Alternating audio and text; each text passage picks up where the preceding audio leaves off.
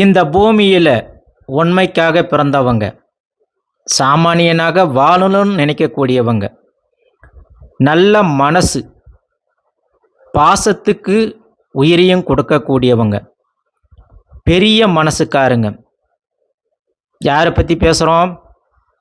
அன்பார்ந்த தனுசு ராசி அன்பர்களே, எல்லாம் எப்படி இருக்கிறீங்க?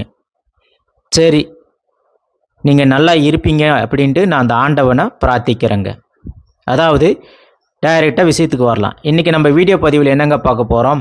அதாவது தனுசு ராசிக்காரங்க உங்களுடைய வீட்டு பூஜை அறையில் எந்தெந்த சுவாமி படங்களை வைத்து நீங்கள் வழிபாடு செஞ்சீங்கன்னா வாழ்க்கையில் நல்ல அறிவு, கல்வி, ஆன்மீகம், செல்வம், பணம், பேர், புகழ், திருமணம், கணவன் மனைவி உறவு, குழந்தை பாக்கியம், பிள்ளைகள் சந்தோஷம், வீடு, வண்டி, வாகனங்கள் அப்படின்ட்டு பார்க்க போகிறோம்.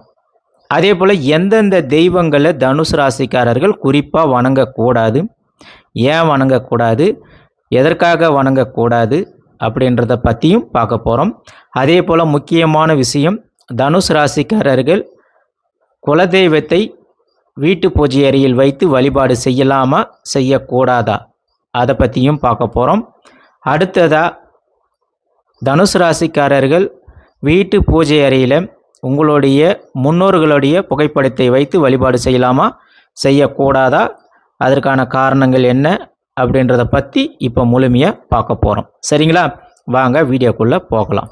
காலபுருஷ தத்துவத்தில் 12 ராசிகளில் 9வது ராசியாகவும் நெருப்பு தத்துவத்தை அடிப்படையாக கொண்டு இருக்கக்கூடிய தனுசு ராசி அன்பர்களே, பொதுவாக தனுசு ராசிக்காரங்க அப்படின்னாவே ரொம்பவே உண்மைக்கும் நேர்மைக்கும் பாடுபடக்கூடியவங்க.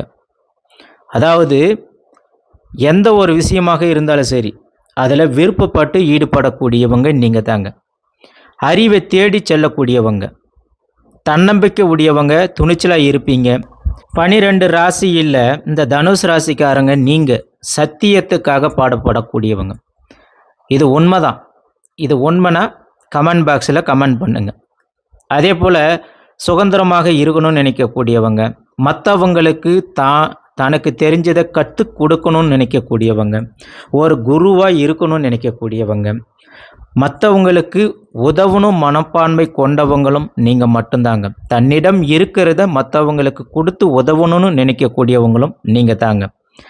ஆனால் உங்களுடைய பலவீனம் என்ன அப்படின்னு பார்த்தீங்கன்னா, ரொம்ப சீக்கிரமாக பட்டுன்னு கோவப்பட்டு திட்டிடுவீங்க, பொறுமை இருக்காது, சில சமயம் அதிகமாக பேசிடுவீங்க. அது மட்டும் இல்லாமல் சில நேரத்தில் பொறுமையை இழந்து வேகத்தில் முடிவெடுப்பீங்க, அது பிரச்சனையில் போய் முடியும். கஷ்ட நேரத்தில் கூட உங்ககிட்ட பொறுமை கண்டிப்பாக இல்லைங்க. அதே போல் யாரை பார்த்தாலும் சட்டுன்னு கோபத்தில் திட்டி அவங்கள காயப்படுத்திடுவீங்க. இது எல்லாம் உங்களுடைய பலவீனம். ஆனால் பலம் அப்படின்னு பார்த்தீங்கன்னா, தாராளமாக மற்றவங்களுக்கு செலவு பண்ணக்கூடிய மனம் கொண்டவங்க, நல்ல அறிவு உடையவங்க, தத்துவமாக பேசுவீங்க, ஆன்மீகத்தின் மீது ரொம்பவே ஈர்ப்பு உடையவங்க, நல்ல மனசுக்காரங்க அப்படின்னு சொன்னாவே கண்டிப்பாக அது நீங்கள் தான் அப்படின்னு நான் அடித்து பேசுவேன். உண்மையாக பேசக்கூடியவங்க, அதுதான் முக்கியமான விஷயமே. தப்போ ரைட்டோ, ஆனால் கரெக்டாக உண்மைக்காக மட்டும் பாடப்படக்கூடியவங்க நீங்கள். சரி, தனுசு ராசிக்காரர்களுக்கு அதிபதி யாருங்க? குரு பகவான். அப்போ குரு பகவான் ஒரு ராசியில் இருக்கிறாங்கனாவே அவங்களுக்கு நல்ல அறிவு, கல்வி, நல்ல ஆட்சி, ஆன்மீகம், சட்டம், நீதி, நடை, இது எல்லாமே போடக்கூடியவங்க. அதாவது நல்ல நம்பிக்கையாக இருப்பாங்க, நல்ல அதிர்ஷ்டத்தை கொடுக்கக்கூடியவங்க. அதே போல் சுயநலம் கண்டிப்பாக இவங்கக்கிட்ட இருக்கவே இருக்காது. அப்படி இருக்கும்போது தனுசு ராசிக்காரர்கள் அக்னி தத்துவ ராசியாகவும் இருக்கிறாங்க. அக்னி தத்துவ ராசி அப்படின்னாவே இவங்க சுறுசுறுப்பாக இருப்பீங்க, எந்த ஒரு விஷயத்திலையும் சுறுசுறுப்பாக செயல்படுவீங்க, தைரியமாக மோதி பார்ப்பீங்க, சவால்களை சாக்லேட்டு மாதிரி அள்ளி சாப்பிடுவீங்க. அந்த அளவுக்கு தன்னம்பிக்கை உடையவங்க, தன்னம்பிக்கை அதிகமாக உங்ககிட்ட இருக்கும். அதுதான் தனுசு ராசிக்காரங்க. சரி, இப்படி இருக்கக்கூடிய தனுசு ராசிக்காரங்க வீட்டு பூஜை அறையில் எந்தெந்த தெய்வத்தை நீங்கள் குறிப்பாக வச்சு வழிபாடு செய்யணும், எந்தெந்த தெய்வங்களை வழிபாடு செய்யக்கூடாது அப்படின்றத பற்றி பார்க்கலாம். பொதுவாக சிம்பிளாக ஒரு விஷயத்தை பார்க்கலாம். இன்றைக்கி இருக்கிற காலகட்டத்தில் பல பேர் வந்து பார்த்திங்கன்னா இன்றைக்கி வீடு புதுசாக, அதாவது பார்த்திங்கன்னா ஆடம்பரமாக கட்டுறாங்க, நீச்சல் குளத்தோடு கட்டுறாங்க, உள்ள ஹோம் தேட்டரோடு கட்டுறாங்க, நிறைய வசதிகளோடு கட்டுறாங்க. அப்படி கட்டினாலும் கடவுளுக்காக, நம்ம தெய்வத்துக்காக நம்ம வீட்டில் இடம் ஒதுக்கி கட்டுறாங்களா அப்படின்னு கேட்டால் அது கேள்விக்குறியாக தான் இருக்குது. ஏன்னா தெய்வத்துக்குன்னு இடம் சில பேர் விடுறது கிடையாது. அப்படி விட்டாங்கனாலும் ஒரு சின்ன இடமா பார்த்து விட்டுறாங்க. அப்போ நாம் ஒரு வீடு கட்டுறோன்னா நாம் வசிக்கிற மாதிரி நம்ம வீட்டில் தெய்வங்களும் வசிக்கணும். அதுக்காக ஒரு இடத்தை நாம் நிச்சயமாக கடவுளுக்குன்னு ஒதுக்கணும். சரிங்களா? அப்படி ஒதுக்குனா மட்டும்தான் நம்ம வீட்டில் அருள் சக்தி கிடைக்கும். ஆனால் சில பேர் கேட்பீங்க, தனுசு ராசிக்காரர்கள், அடையாப்பா நீ வேற, நாங்களே வாடகை வீட்டில் இருக்கிறோம், இதில் வந்து இன்னும் சாமிக்கு வேறு இடம் ஒதுக்கணுமா அப்படின்னு சில பேர் கேட்பீங்க. அதாவது இந்த வாடகை வீட்டிலே இருந்தாலும் எங்ககிட்ட 2 ரூம்பு தான் இருக்குது அப்படி கூட வாழ்கிறாங்க. சென்னை நகரம், பெரிய பெரிய நகரங்கள்லாம் வந்து பார்த்திங்கன்னா ஒரே ரூமில் கூட வாழ்கிறாங்க, 2 ரூமில் கூட வாழ்கிறாங்க. சில வீட்டிலாம் சமையல் ரூமிலே பக்தியாக இருக்கிறவங்க சாமிக்குன்னு அந்த சமையல் ரூமில் ஒரு இடத்த ஒதுக்கி ஃபோட்டோஸை வந்து செவுத்தில் மாட்டி அதுக்கு ஒரு ஸ்க்ரீன் போட்டு அந்த இடத்த மட்டும் சுத்தபத்தமாக வச்சு வழிபாடு செய்கிறவங்களும் இருக்கிறாங்க. சரிங்களா? அதனால் சாமிக்குன்னு ஒரு இடத்த நம்ம ஒதுக்கணுங்கன்னா நிச்சயமாக நம்ம வீட்டில் தெய்வ அருள் பரிபூர்ணமாக தெய்வ சக்தி கிடைக்கும். அப்படி இல்லைன்னா அது வீடே கிடையாது. சில வீட்டெல்லாம் பார்த்தீங்கன்னா ஆதி காலமாக பழைய தாத்தா பாட்டி காலத்திலிருந்து பூஜை அறையில் தாத்தா அவங்க வச்சு வழிபாடு செஞ்ச படங்கள், சாமி படங்கள், விக்கிரகங்கள் எல்லாம் இன்றைக்கும் வந்து வழிபாடு செஞ்சுட்டு வர வீடுகளும் இருக்குது. சரி, அப்படி இருக்கும்போது கடகராசிக்காரர்கள் எந்த திசையில் பூஜை அறையை வைத்து வழிபாடு செய்கிறது மிகவும் உகந்தது அப்படின்னு பார்த்தீங்கன்னா பொதுவாக கிழக்கு திசை மிகவும் சிறந்ததுங்க. அது மட்டும் இல்லாமல் முடிஞ்ச வரைக்கும் வடக்கு திசை மற்றும் மேற்கு திசை குறிப்பாக வந்து நல்லது. ஆனால் சில பேர் கேட்கலாம், ஐயா நாங்கள் தெற்கு திசையில் வச்சு வழிபாடு செய்யக்கூடாதா அப்படின்னு கேட்கலாம். பொதுவாக தெற்கு திசையை பொறுத்த வரைக்கும் தட்சிணாமூர்த்தியும் நடராஜரையும் வழிபாடு செய்யறதுக்கு உகந்த திசை வந்து தெற்கு திசைங்க. மற்ற சுவாமிகளுக்கு நீங்கள் கிழக்கு திசை தான் உகந்தது. பொதுவாக நம்ம முன்னோர்கள் இதுக்கு முன்னாடி ஒரு வீட்டை கட்டி கிரகப்பிரவேசம் செஞ்சு பால் பொங்கி வழிபாடு செஞ்சுருப்பாங்க. அப்போ வீட்டு பூஜை அறையில் ஒரே ஒரு சுவாமி படத்தை தான் வச்சு வழிபாடு செஞ்சாங்க. நீங்கள் எல்லோரும் பார்த்துருப்பீங்க. அதாவது அந்த ஒரே ஒரு சுவாமி படத்தில் 5 தெய்வங்கள் இருக்கும். அதாவது இந்த 5 தெய்வங்களே ஒரு வீட்டுக்கு தேவையான எல்லா நலனும் வளமும் கிடைக்கக்கூடிய ஃபோட்டோ அந்த வீட்டு பூஜைகள் வைத்து வழிபாடு செஞ்சாங்க. அது இன்றைக்கி இருக்கிற காலகட்டத்தில் 100% யாரும் அதை செய்கிறது கிடையாது. சில பேர் என்னன்றான், எனக்கு சிவனை பிடிக்கும், நான் சிவனை தான் வச்சு வழிபாடு செய்ய பண்ணுறான். சில பேருக்கு எனக்கு விநாயகரை பிடிக்கும், நான் விநாயகரை வச்சு வழிபாடு செய்கிறேன்றான். ஆனால் அந்த காலகட்டத்தில் பெரியவங்க இந்த 5 தெய்வங்கள் இருக்கக்கூடிய ஒரே ஒரு புகைப்படத்தை வைத்து தான் வீட்டில் பூஜை செஞ்சு வழிபாடு செஞ்சாங்க. சரி, என்னங்க அந்த சுவாமிக்கு அப்படின்னு பார்த்தீங்கன்னா முதல்ல நடுநிலையாக வந்து பார்த்தீங்கன்னா விநாயகர் பெருமான் இருப்பாருங்க. அதாவது ஒரு வீட்டில் புதுசாக வீடை கட்டி நீங்கள் கிரக பிரவேசம் பண்ணுறீங்கன்னா அந்த வீட்டில் பூஜையில் இந்த சுவாமி படங்கள் இருக்கும்போது விநாயகர் பெருமான் என்ன செய்கிறாரு, அதாவது அந்த வீட்டில் அனைத்து வினைகளையும் வேரோடு நீக்கி வாழ்க்கையில் நாம் கேட்குற எல்லா நலன்களையும் வாரி வழங்கும் வள்ளலாக விநாயகர் பெருமான் இருக்கிறாருங்க. அதனால தான் நமக்கு வினைகள் நீங்கினவே போதும்ல, மற்ற எல்லா நலனும் நம்மளுக்கு கிடைக்கும். அதனால தான் விநாயகர் அந்த ஃபோட்டோவில் நடுநிலை நாயகனாக இருக்கிறாருங்க. அடுத்ததாக விநாயகருக்கு பக்கத்தில் ஒரு பக்கம் சரஸ்வதி தாயார் இருக்கிறாங்க, மறுபக்கம் மகாலட்சுமி தாயார் இருக்கிறாங்க. அதில் சரஸ்வதி தாயார் என்ன செய்கிறாங்க, ஒரு வீட்டில் இருக்கக்கூடியவங்களுக்கு நல்ல அறிவு, நல்ல ஞானம், குழந்தைகளுக்கு நல்ல படிப்பு, நல்ல வித்தைகள், இது எல்லாத்தையும் தரக்கூடிய தெய்வமாக சரஸ்வதி தாயார் இருக்கிறாங்க. சரி, அப்போ ஒரு வீட்டில் இருக்கிறவங்களுக்கு நல்ல அறிவு இருந்தால் தானே நல்ல வேலையும் செய்ய முடியும். சரி, அப்படி வேலை செஞ்சால் மட்டும் போதுமா? பணம் வேணும்ல, செல்வாக்கு வரணுமா இல்லையா? அப்போ அதுக்கு விநாயகருக்கு மறுபக்கம் யார் இருக்கிறாங்க? மகாலட்சுமி தாயார் இருக்கிறாங்க. அப்போ மகாலட்சுமி தாயார் இருக்கும்போது ஒரு வீட்டில் அந்த செல்வம் இந்த செல்வம் அப்படிலாம் இல்லை. அனைத்து வகையான செல்வங்களையும் அருளக்கூடிய தெய்வமாக விளங்கக்கூடிய தெய்வமாக மகாலட்சுமி தாயார் இருக்கிறாங்க. சரி, செல்வங்களும் வந்துருச்சு. செல்வம் வந்தால் குடும்பம் நல்லா இருக்குமா? ஒற்றுமையாக இருக்குமா? அதாவது அந்த ஒற்றுமைக்கு தான் இந்த பக்கம் கடைசியாக யார் இருக்கிறாங்க? ஒரு பக்கம் வெங்கடாஜலபதியார் இருக்கிறாங்க, மறுபக்கம் முருகப்பெருமான் இருக்கிறாங்க. அதாவது மாமனார் மருமகன் இருக்கிறாங்க. சரி, வெங்கடாஜலபதியார் எதுக்கு காட்சி தராரு? அதாவது பெருமாளுடைய இருதயத்தில் இருக்கக்கூடிய மகாலட்சுமி அப்படி என்ற தாயாரோடு இணைந்து காட்சி தரக்கூடிய பெருமாள் என்ன செய்கிறாரு? ஒரு குடும்பத்தில் நல்ல குடும்பத்தில் ஒற்றுமையை தராரு. அதாவது ஒரு குடும்பம் அப்படின்னு எடுத்துக்கிட்டால் அன்பு, பாசம், பிணைப்பு, கணவன் மனைவி ஒற்றுமை, குழந்தைகள் அப்படின்னு ஒரு இன்பத்தை, ஒற்றுமையை, இது எல்லாத்தையும் அரவணைச்சி கொடுக்கக்கூடியவராக வெங்கடாஜலபதியார் இருக்கிறார். சரிங்களா? ஒரு பக்கம் பிரச்சனை வினைகளை தீர்க்கறதுல விநாயகர் இருக்கிறாரு, கல்வி கொடுக்கறதுல சரஸ்வதி தாயார் இருக்கிறாங்க, செல்வத்தை கொடுக்கறதுக்கு மகாலட்சுமி தாயார் இருக்கிறாங்க, குடும்ப ஒற்றுமைக்கு வெங்கடாஜலபதியார் இருக்கிறாங்க. அப்போ முருகப்பெருமான் என்ன செய்கிறாரு? எம்பெருமான் முருகன் என்ன செய்கிறார் அப்படின்னு பார்த்தீங்கன்னா, உனக்கு வீட்டிலேயே பிரச்சனையாப்பா, இல்லை வெளியில் பிரச்சனையா? என்ன உனக்கு பிரச்சனை? என்ன உனக்கு கஷ்டம்? ஏன் உனக்கு துன்பப்பட்டு கவலைப்பட்டு இருக்கிற?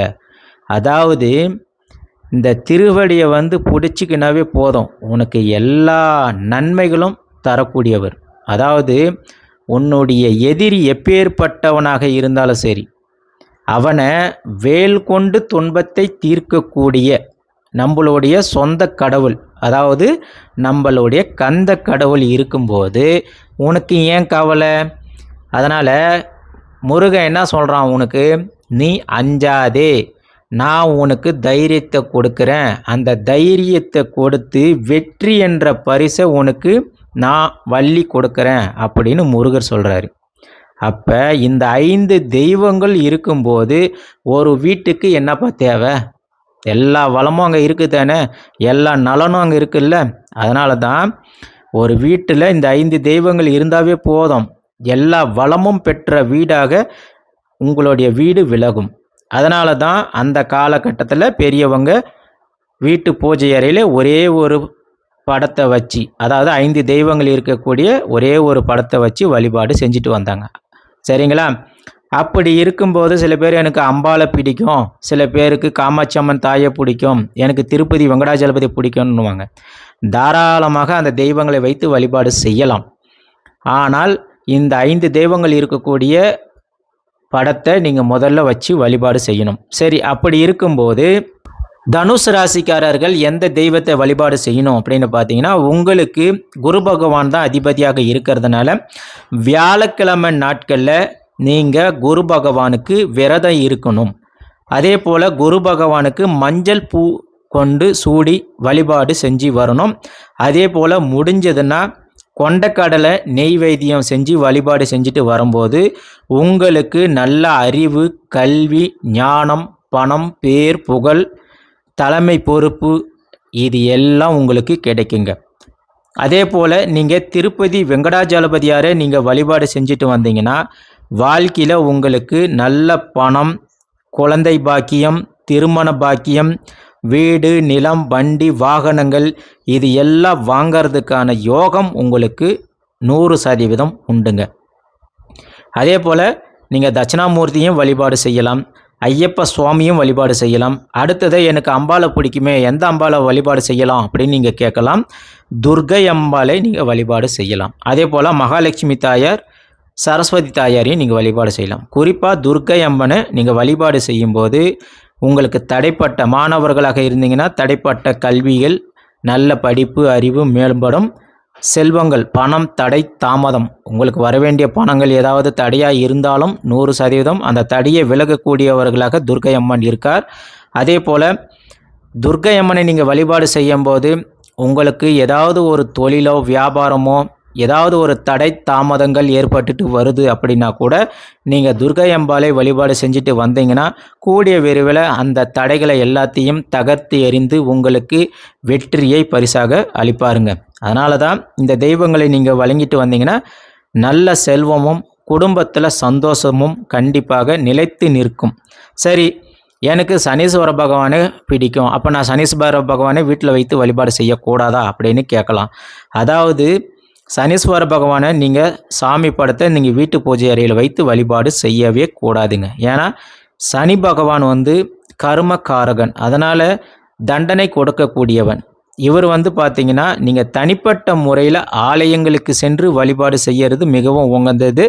அதே போல் கோயிலில் போயிட்டு நீங்கள் நெய் தீபம் ஏற்றி வழிபாடு செய்யலாம். ஆனால் வீட்டு பூஜை அறையை பொறுத்த வரைக்கும் நீங்கள் வழிபாடு செஞ்சீங்கன்னா மன சஞ்சலங்கள் ஏற்படும், பணம் பிரச்சனைகள், வேலை செய்கிற இடத்துல தொழில் செய்கிற இடத்துல தடை தாமதங்கள் ஏற்பட வாய்ப்புகள் இருக்குது.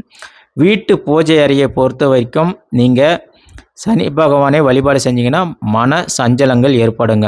அதே போல் உக்கிரமான தெய்வங்களை வைத்து வழிபாடு செய்யக்கூடாதுங்க. குறிப்பாக சிவன் உக்கிரமாக இருக்கிறது, நரசிம்ம அவதாரம், உக்கிரமான காளி தெய்வம், அதுக்கப்புறமா பார்த்தீங்கன்னா ராகு கேது, இந்த சுவாமிகளெல்லாம் வச்சு நீங்கள் பூஜை அறையில் வைத்து வழிபாடு தயவு செஞ்சு செய்யாதீங்க. அப்படி தயவு செஞ்சு செஞ்சிங்கன்னா வீட்டில் உங்களுக்கு கண்டிப்பாக கணவன் மனைவி சண்டை வரும், கோர்ட்டு கேஸுன்னு போகிற வழக்கும் வரும். அதே போல் சொத்து பிரச்சனைகள் ஏற்பட வாய்ப்புகள் இருக்குது. வேலை செய்கிற இடத்துல நீங்கள் எதிர்பார்த்த பல நன்மைகள் கிடைக்காமலையும் போகிறதுக்கு வாய்ப்புகள் இருக்குது.